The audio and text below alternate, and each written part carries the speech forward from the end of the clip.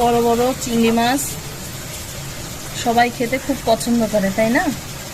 আর কিছু অসাধু ব্যবসায়ী এই চিংড়ি মাছের ভেতরে এই জেলগুলো ইনজেক্ট করে দেয়। এত বড় বড় জেল, এতগুলো জেল পাওয়া গেছে। ব্যবসায়ীরা দেখেন, এখানে জুম করলে একটু দেখতে পাওয়া যাবে, ওগুলো পরিষ্কার করে ফেলার পর মাথার মধ্যে থেকে বের হচ্ছিল। ঠিক আছে, তারপরে ধোয়ার পর দেখি এই যে চামড়ার নিচ থেকে এরকম বের হচ্ছে, এই চামড়ার নিচের থেকে।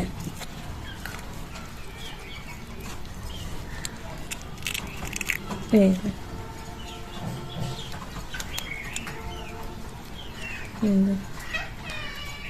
কতটুকু অসাধু হলে এমন করে কাজ করে।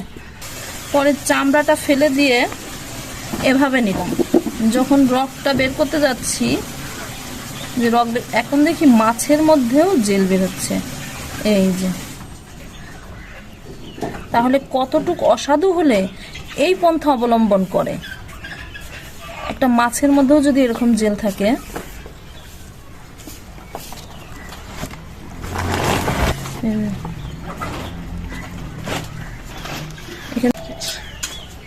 তাহলে কিভাবে মানুষ খাবার খায়? এই মাথার মধ্যে জেল দিয়ে রাখছে, এখান দিয়েও জেল ঢুকায় রাখছে। এই যে জেল,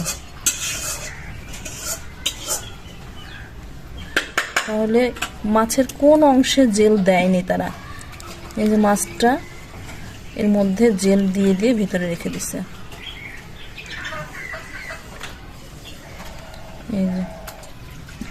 এই যে জেল, চাপ দিলেই জেল বের হয়ে আসছে। তাহলে মানুষ কিভাবে এই খাবারগুলো বিশ্বাস করে খাবে?